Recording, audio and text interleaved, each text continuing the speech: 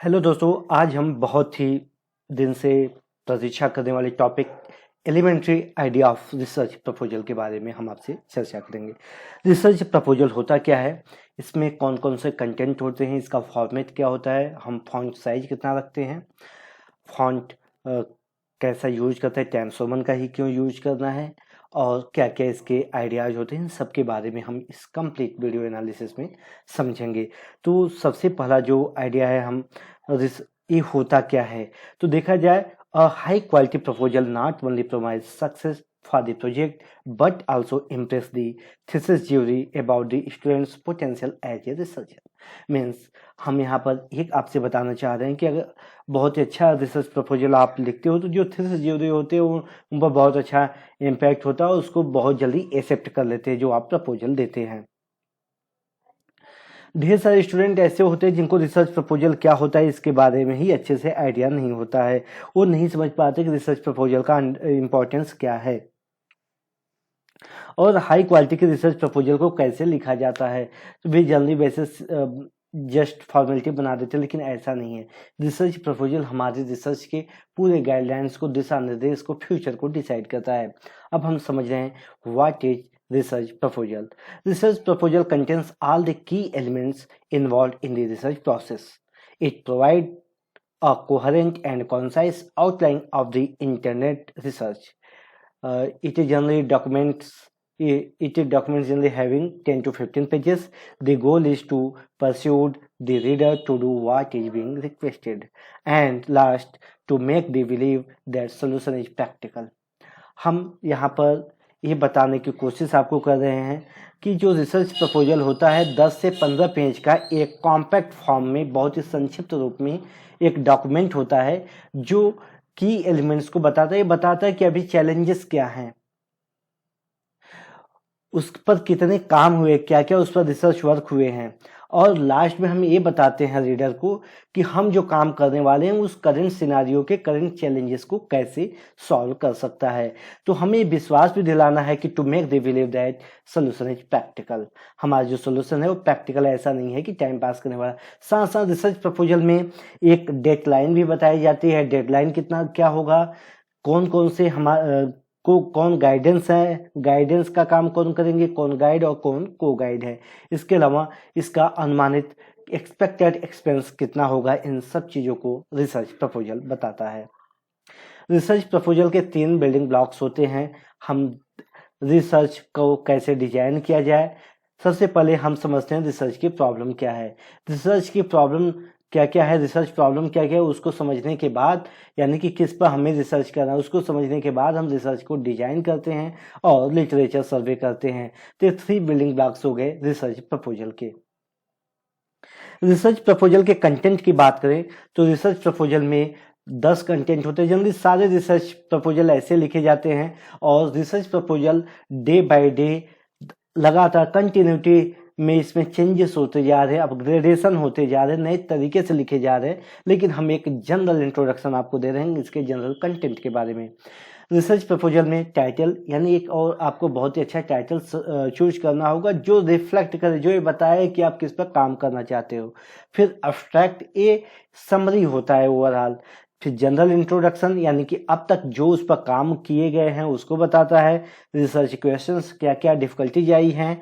Research hypothesis, ये आपको बताता है कि आपने क्या एजम्पशन किया है। और चैप्टर आउटलाइंस बताता है कि जो आप काम करने वाले हो किस तरीके से आप आगे तैयारी, उसके लिए रणनीति या स्ट्रेटजी कैसे आप अपनाए हो। मेथड्स आप बताओगे। रिजल्ट तो वैसे रिसर्च करने से पहले तो नहीं बताया जा सकता है, लेकिन यहाँ पर आप थ्योरेटिकल एक आइडिया लगा सकते हो कि ऐसा हो सकता है।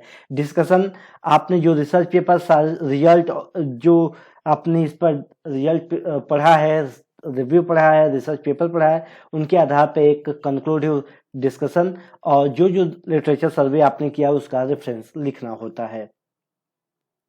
रिसर्च प्रपोजल का यदि ये फ्लो चार्ट की बात करें तो इंट्रोडक्शन, सबसे पहले इंट्रोडक्शन बताता है कि आपका रिसर्च प्रपोजल है क्या, व्हाट, हाउ एंड व्हाई। ये आपको बताता है, रिसर्च का क्वेश्चन यही होता है कि रिसर्च आपका है क्या, कैसे होगा और क्यों होगा, समरी ऑफ प्रपोजल। उसके बाद लिटरेचर रिव्यू आता है, वाई एंड हाउ से, ये बताता है कि literature on topic, literature on method and theoretical approach. और हाउ आपको बताता है find a hole, look for debates. Methodology आपको कौन कौन से मेथड आप यूज करते हैं बताएगा, research design, research procedures, kind of data collection procedures. और ये बताता है साथ ही साथ selection and access, human subject review, ethics statement and cost and funding. ये हमें ये भी ध्यान रखना है कि हम जो रिसर्च कर रहे हैं उसे किसी प्रकार से इकोसिस्टम बायोस्फीयर पर कोई नेगेटिव इम्पैक्ट ना हो और उसका कितना कॉस्ट आता है। प्रिलिमिनरी डाटा, इसमें होता है evidence of importance, inform methodology, preliminary findings, और साथ साथ ये बताता है important category and relationship, statements of limitations. ये आपको बताता है कि आप क्या क्या इसमें what your research will do, आपका रिसर्च क्या क्या कर सकता है, क्या क्या इसमें चैलेंजेस हैं, क्या क्या प्रॉब्लम्स हो सकती हैं। फिर कंक्लूजन में आप अपने कंट्रीब्यूशन क्या दे सकते हो, कैसे दे सकते हो और इसका इंपॉर्टेंस क्या है। ये रहा दोस्तों रिसर्च प्रपोजल फ्लो चार्ट। सबसे इंपॉर्टेंट है किसी काम को कंप्लीट करने के लिए पहले तो गोल होना चाहिए, गोल के लिए विजन, और विजन के अकॉर्डिंग आपको स्ट्रेटजी अपनानी चाहिए। जैसे आप रणनीति बनाते हो, रिसर्च शुरू करते हैं, टीम वर्क, और उसके बाद आपको सक्सेस मिलती है। टाइटल, ये बहुत ही इंपॉर्टेंट। अब हम समझेंगे बारी बारी से कि टाइटल क्या होता है। तो टाइटल जनरली किसी भी रिसर्च प्रपोजल का जो पहला पेज होता है इसको टाइटल ऑफ रिसर्च कहते हैं। इसमें रिसर्च का टाइटल लिखा जाता है, रिसर्चर का नाम लिखा जाता है, इंस्टीट्यूट और ऑर्गेनाइजेशन का नाम लिखा जाता है, किसके साथ वो रिसर्च कर रहा है, सुपरवाइजर का नाम, को सुपरवाइजर, और डेट के बारे में लिखा जाता है। अब कैसा हमारा टाइटल होना चाहिए, तो ये हम आपको बता रहे हैं कि टाइटल या नेम ऐसा होना चाहिए जो रिफ्लेक्ट करे रिसर्च के थीम को, यानी reflect the theme of the research. ये अपने आप में उसका नाम ही उसको खुद को बयां कर सके, यानी सेल्फ एक्सप्लेनेटरी होना चाहिए, बहुत ही कॉम्पैक्ट होना चाहिए, बहुत बड़ा उसका टाइटल नहीं होना चाहिए, और बहुत ही आप आसान भाषा में सिंपल लैंग्वेजेस में आप लिखे हों कि बाकी कोई भी समझ सके। नॉन ट्रैक वाले, नॉन ट्रेडिशनल, नॉन साइंटिफिक या नॉन टेक्निकल बंदा भी आपकी टेक्नोलॉजी को समझ सके। ये किसी स्पेसिफिक डोमेन में इसको हमें लिखना चाहिए। इसके बाद सेकेंड पार्ट होता है अब्स्ट्रैक्ट। ये जनरली 150 से लेके 250, 150 to 250 वर्ड्स का एक समरी नोट होता है प्रपोजल के बारे में।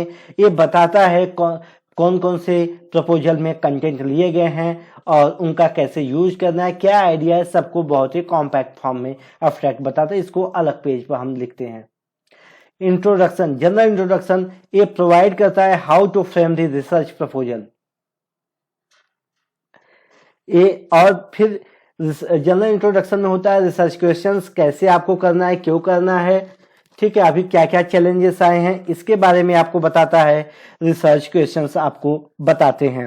इसके बाद ये आपको ये बताता है कि अभी जो करंट में जो टेक्नोलॉजी है, इस टेक्नोलॉजी से आप जो बनाने जा रहे हो कैसे अलग है, और फिर आप रिसर्च हाइपोथेसिस में आप अपने आइडियाज बताते हो, और चैप्टर आउटलाइंस में आप जो जो रिएक्शन करने वाले हैं कैसे करेंगे उसके बारे में एक ब्रीफ इंट्रोडक्शन आप देते हैं। तो दोस्तों ये जनरल इंट्रोडक्शन रहा। इसका अगला पार्ट होता है रिव्यू, लिटरेचर रिव्यू। इसको सेपरेट पेज पर लिखते हैं। ये बताता है कि स्टूडेंट्स का थ्योरेटिकल और रिसर्च क्वेश्चन के लिए अंडरस्टैंडिंग कैसा है, वो जो अभी के लिटरेचर सर्वे एग्जिस्ट कर रहे हैं, लिटरेचर है, उसको कैसे इंटीग्रेट कर सकता है, और स्टूडेंट कैसे अभी जो इंफॉर्मेशन, रिलेवेंट इंफॉर्मेशन अवेलेबल है उसके द्वारा उसको क्या उसकी अंडरस्टैंडिंग है, कैसे वो कर सकता है, क्या मॉडिफिकेशन करने का सोच रहा है, ये हमारा लिटरेचर रिव्यू में बताता है।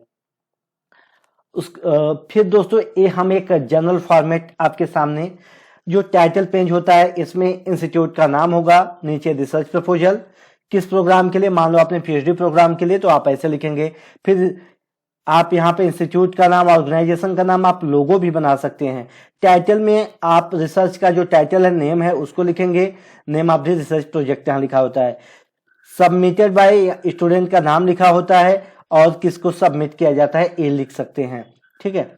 अगले पेज पर रिसर्च प्रपोजल में जो सेकेंड पेज होता है, उसमें रिसर्च प्रपोजल में रिसर्च प्रपोजल का नाम लिखना होता है, सबमिटेड टू इंस्टीट्यूट का नाम, फैकल्टी आप किस फैकल्टी, साइंस फैकल्टी, मान लो आप दूसरे फैकल्टी से भी हो सकते हैं, सब्जेक्ट क्या है, मान लो आप केमिस्ट्री से और chemistry, research student, research scholar का नाम, उसके गाइड का नाम, रजिस्ट्रेशन नंबर और रजिस्ट्रेशन का डेट लिखना होता है। फिर नीचे गाइड यानी सुपरवाइजर का सिग्नेचर, नाम के साथ सिग्नेचर, स्टाम्प हो तो वो ज्यादा अच्छा है, स्टूडेंट का भी साथ साथ, इस प्रकार से प्रपोजल होता है। तो दोस्तों मैंने आज आपको बहुत ही कॉम्पैक्ट फॉर्म में बताया रिसर्च प्रपोजल और रिसर्च प्रपोजल के क्या इंपॉर्टेंस हैं। तो हम दूसरे टॉपिक में रिसर्च से जुड़ी हुई दूसरे इंपॉर्टेंट डॉक्यूमेंट्स और इंफॉर्मेशन को आपके साथ साझा करते रहेंगे।